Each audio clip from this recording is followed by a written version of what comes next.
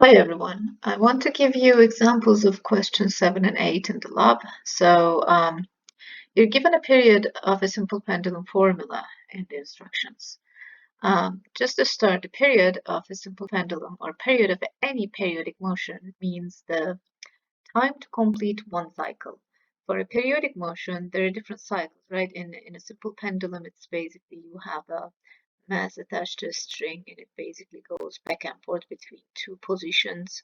So to complete one cycle means in a simple pendulum is basically if you start from the rightmost position, you go forward and come back to the position you started. This time to complete this cycle is called to be period, shown with the capital T.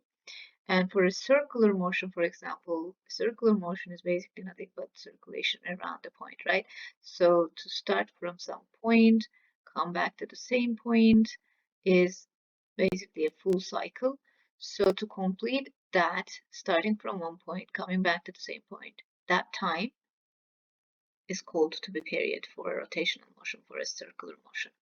So now that you know what's the period, the formula is given to you as 2 times pi, which is the mathematical constant, 3.14 times square root of L divided by G. G is the gravitational acceleration, L is the length of the simple pendulum. It's the string length. So, which is basically the string that connects your mass. It's the length of that. So in question 7, it is asking you to find a period by giving you the length of the period and the gravitational acceleration on that planet you're doing this experiment. So what you do is basically you substitute these numbers. You have 2 pi, which is 3.14. So 2 times 3.14 times the square root of length is given to you as 8 in this example. You will have your own numbers divided by G, which is 20. So what you need is to do this division first and write its value down. So 2 times 3.14 is 6.28 times the square root of this number is basically equal to 0.04. When you do this division, you get this. So write it down. The square root of this number here and write it down. 6.28 times square root of 0.04 is 0.2, and then multiply these two, and you get 1.26 seconds. So for this length and this acceleration, this is the period of this simple pendulum. So question 7 is basically straightforward. You just substitute your length and your acceleration and solve for this.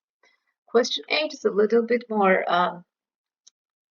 tedious, I would say, I guess, because it gives you a slope of L versus T square. So in regular lab, you would do this experiment several times for several lengths and draw this graph of L versus T square. So you measure the T, but then take the square of the T and draw this graph and find the slope of it.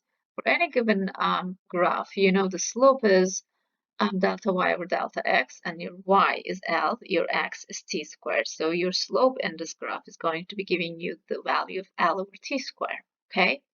And for my example, I chose the slope to be 0.5. But how are you going to use this number to find the g? That's what the question is. Giving you the slope of L versus t square graph and asking you to find the g.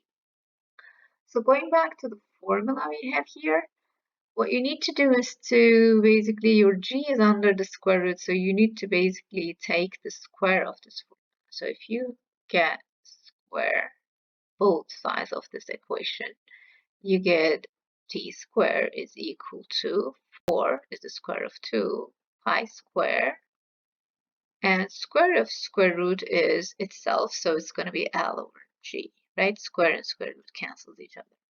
So you get this formula from the period formula by just squaring both sides.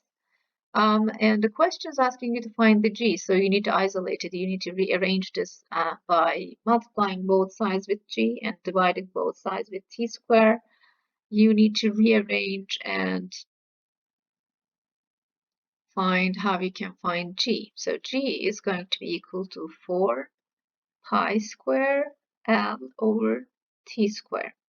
And I just rearranged this again by multiplying both sides with g, dividing both sides with t squared. It gives you this formula.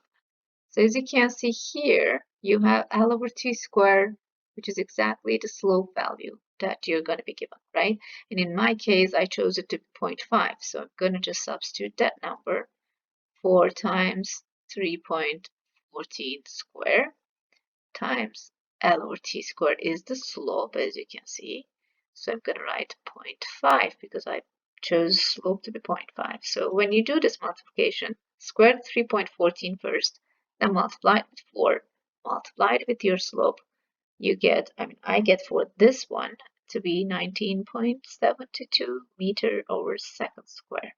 So for the slope of L versus T squared to be given as 0.5, I got the gravitational acceleration to be 19.72 meter per second square.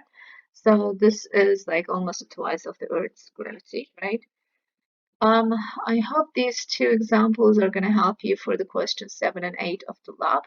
Let me know if you have any questions by writing emails if you need to. Have a good day.